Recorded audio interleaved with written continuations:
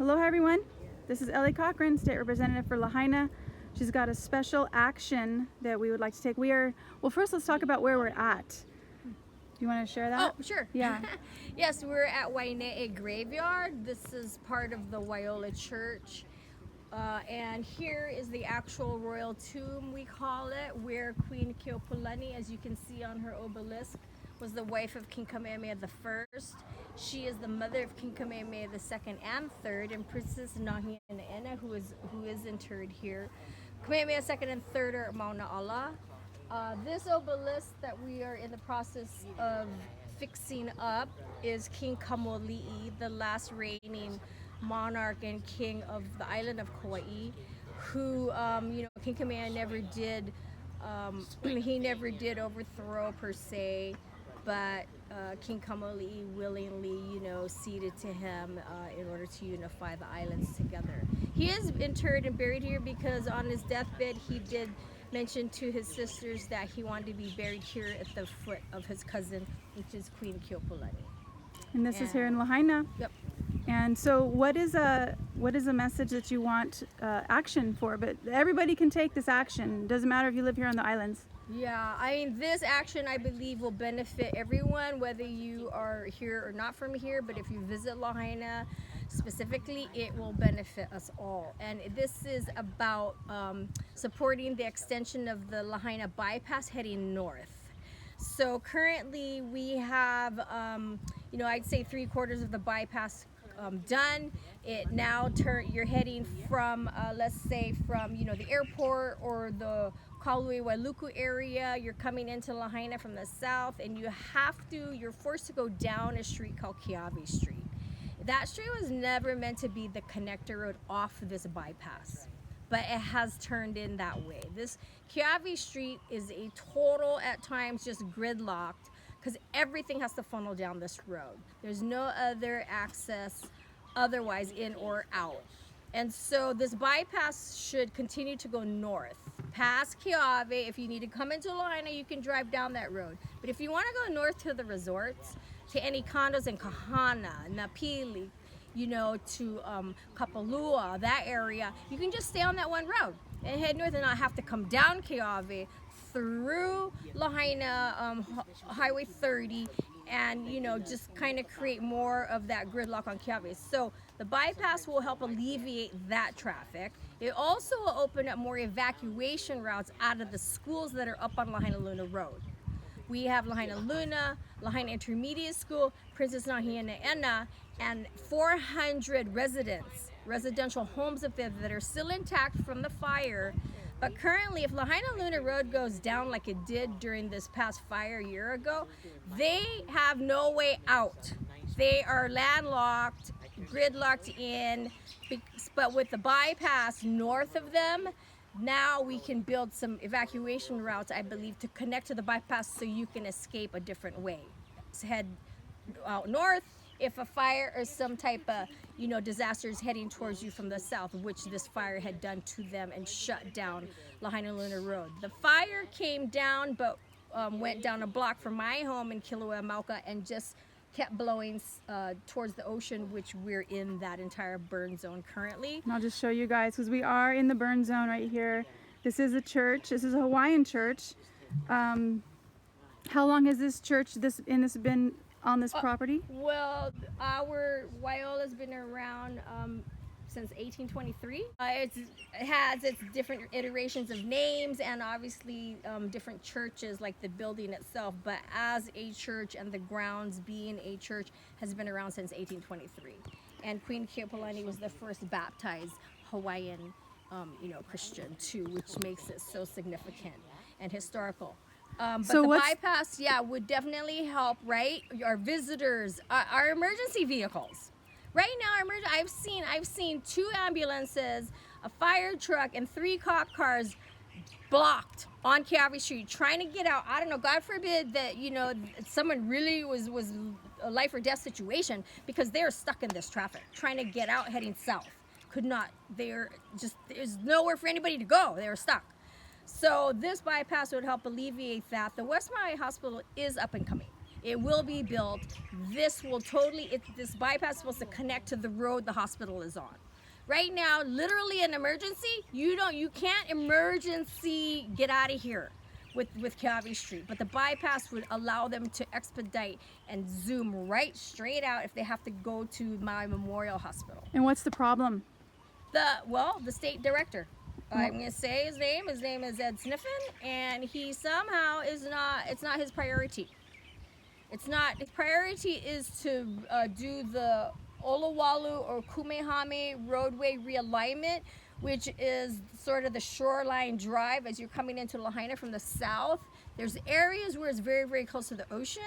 Yes, I see, with sea level rise, king tides, all this stuff, it affects it.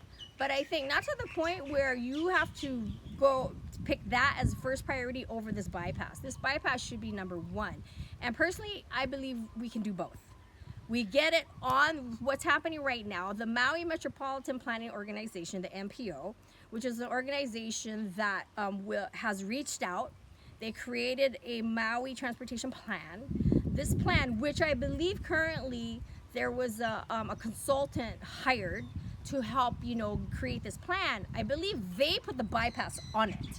I have to double check to verify that the final product has it on it. But I think they heard the pleas of myself and others that we need the bypass. So I have to check. But from that plan, it goes to the state, the STIP, the State Transportation Improvement Plan, which the sole oversight is the Director of State Transportation, which is Ed Sniffen, and currently at this time he said it over and over publicly and openly that it's not priority to be built to do. As when I first got onto as a state rep, I approached him and said my number one CIP, capital improvement project, is the extension of the bypass. He said, well, I need $70 million. I'm like, hey, you know what, that's doable, get some federal funds, whatever. Then I approached him again, it went to 100 million. Then I asked him again, it went to 120 million. Just most recently, a few Fridays ago, it's up to 160 million. So I have a letter in black and white to his office asking the question, how are you coming up with these figures? And exactly what is your justification for not thinking that the bypass, the extension of the Lahaina bypass is not a priority right now? Because if that was built out, we would have saved lives from this fire. I guarantee you it would have saved lives. I would have had an evacuation route out. I am still landlocked there. They're Personally? I am. And so are 100 other homes right now, okay? And so, where is the mitigation plan? Where are the evacuation routes? It's not happening. Kuhua Street Extension, majority of the people perished in the fire are off that road. I was a council member when we talked about the Kuhua Street bypass. It never happened. So look what happened since we did not build it out. Majority of the people were stuck, had no way out but one way onto Lahaina Luna Road, which was down because of the fire. They all got trapped and they died. But I think something like 80% of the people who perished, were from that one area of Lahaina. So our action is to contact Ed Sniffen, Department of Transportation Director, State Department of Transportation, to share the importance and it's pretty much a life and death situation here, that we put the extension of the Lahaina bypass on the STIP, the State Transportation Plan, because then that goes to the Congress, goes to the federal government, where the feds now can put money to the project. And I talked to Jill Takuda, Brian Chatz's office, our Congress people. They're very supportive, and they told me and my office that unless it's on the STIP, Ellie, we can't even entertain a penny going to the project. So it's kind of this catch-22 where if it's not on the STIP, Congress says they can't fund it, but then if Ed Sniffen doesn't want it on the STIP, and another reason he says he won't put it on there is because there's no money for it. Like, there is money. There was, but the point is, it's a catch-22. If it's not on the STIP, federal dollars won't come. So you want money before, you know what I mean? I can't get that money unless you put it on the plan, Ed. So what we're asking you to do, you do not have to live on the islands to do this. Call his office. It's in the description. I'll put it on the video. Email his office. And what's one thing that they can just say? to support the build out of the Lahaina bypass north. And put it on the STIP, which is the State Transportation Improvement Plan. Improvement Plan. Put it on the STIP. So That's we it. can seek federal dollars to fund it. That's all we want you guys to And do. I already got the hospital is willing to kick in. I mean, this community will help fund it.